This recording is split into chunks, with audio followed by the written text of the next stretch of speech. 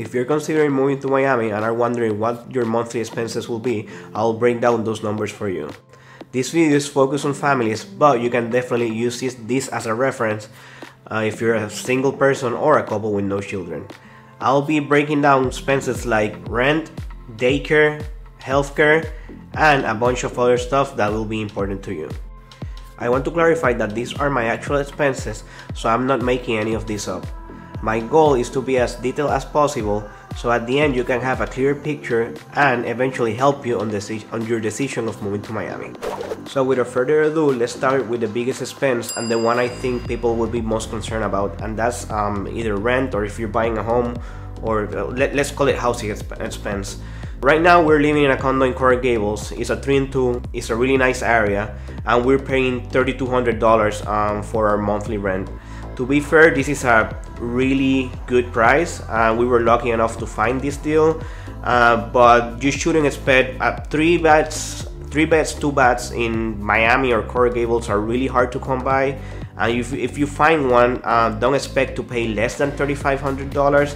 And for a unit like this one, which is remodeled and it's really nice and has a lot of amenities, I'll say you'll be paying closer to $4,000.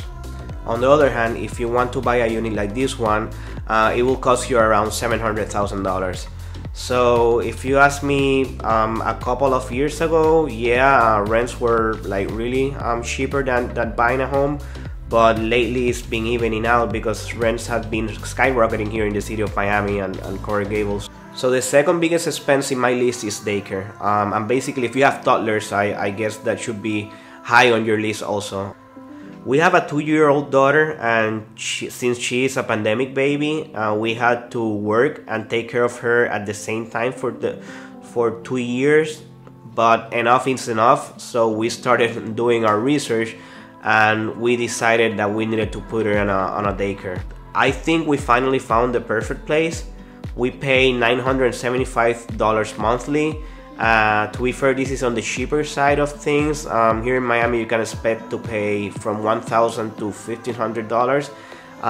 She stays from 8:15 to 3:15 p.m.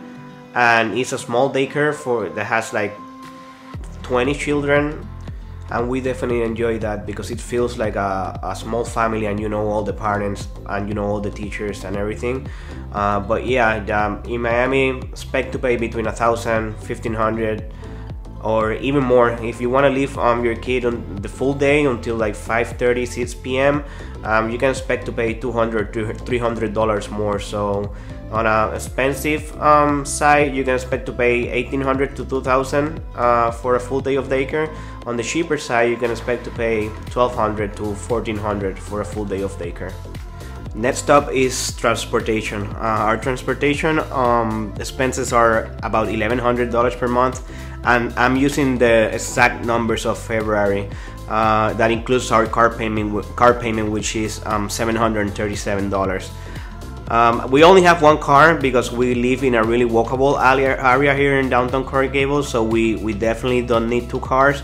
But consider that in your numbers if you definitely need 2 cars instead of 1. In this $1,100, I also included gas, which is in February we spent $136, and I also included insurance payment that for a car is $107. And I also included parking, which was a total of $123 for the month of February. And yeah, parking in Miami is expensive. Everywhere you go you need to pay parking, and you'll definitely need an app called Pay by Phone, because I'll say 80% of the parking spaces on the street are paid using that app, Pay by Phone. So definitely download the app and it'll be really useful. So another big expense in our list is self-insurance. I know this is going to be more personal and every case is different, but in our situation, my wife's employer pays for part of our health insurance, and we put out of pocket $535 on a monthly basis. But this will cover all the premiums and all the deductibles when we visit a doctor. We have United Health Insurance, and yeah, we've never had a problem with this health insurance. So next on the list is food and groceries. Here in this part of the budget, I'm including groceries that we buy in Costco, Publix, and other supermarkets. But I'm also including, like, if we go grab lunch on a weekday, let's say we go grab a Chipotle, or we go grab a food lunch at a local restaurant, I'm including those expenses here in this part of the budget. So yeah, for a family of 3, it's around $1,000 per month. That's our case. I know everybody's gonna be different, but my numbers are around $1,000 per month. So next we have our daughter's college fund.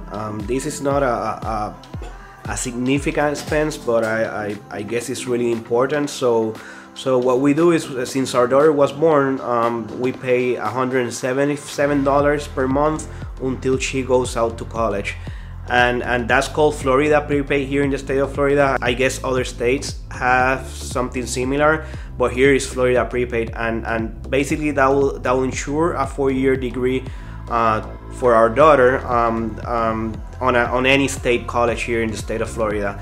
So if your daughter or your son decides to go to a private college or an out-of-state college, they'll return that money to you, or they will deposit that money into the college that your daughter or son is attending.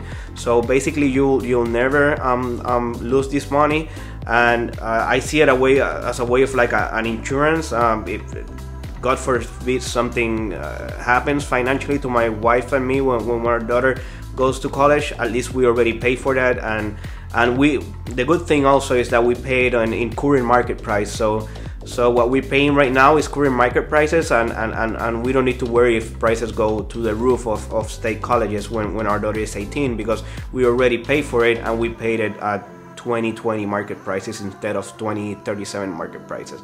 So yeah, I think it's not a huge investment, but I think it's a really important one.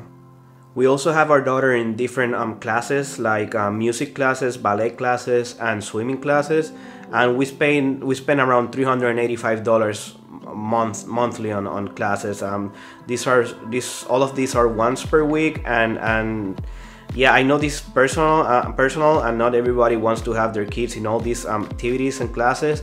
But on our case, we know that our daughter enjoys it, and we know it helps her like socialize with other kids, and not that she needs it because she's really social, but we know she really enjoys it, and we plan on keep doing it going forward. But yeah, around $385.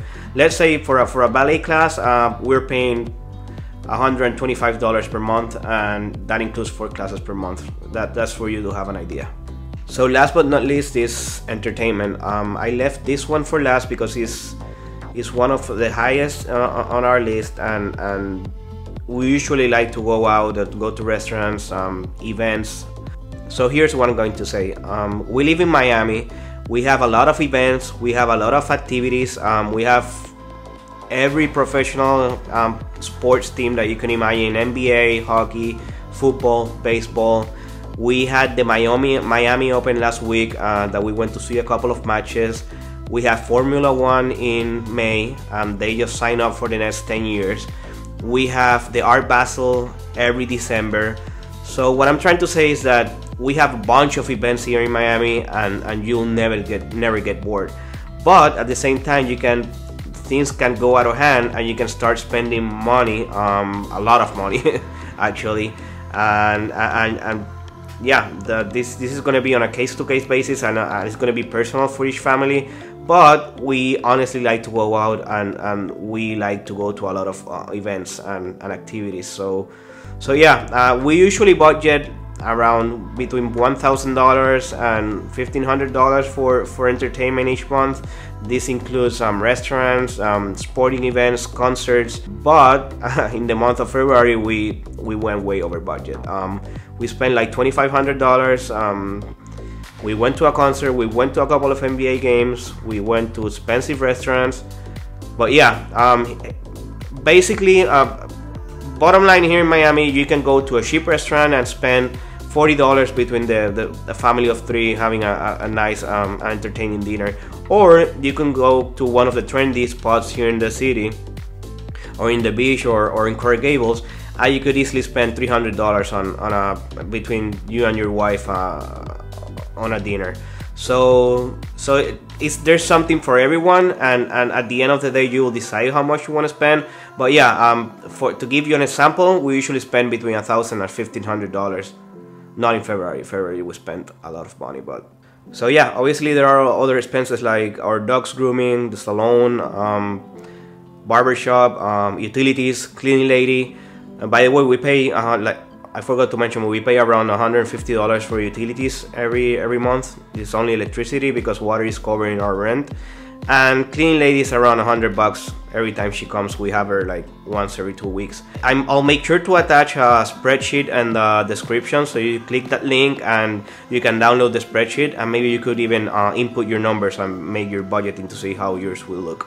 So yeah, to wrap this up, there are some things that are like standard, like housing, groceries, and maybe car payments, but yeah, it all comes down to what each family is comfortable spending. Maybe you don't need to put your kids on a daycare. Maybe you can save cleaning the house by yourself, and you don't need to hire a cleaning lady. And yeah, it's gonna be case to case basis and really personal. But yeah, for you to have an idea, for us it's between $9,000 and $10,000 when you put all of it together. Obviously, I'm not including here when we travel or when we do other stuff for entertainment, or I'm just like giving you an example of our life in Miami, specifically in Coral Gables, which is where we live. So yeah, it's $9,000 to $10,000. That's basically it.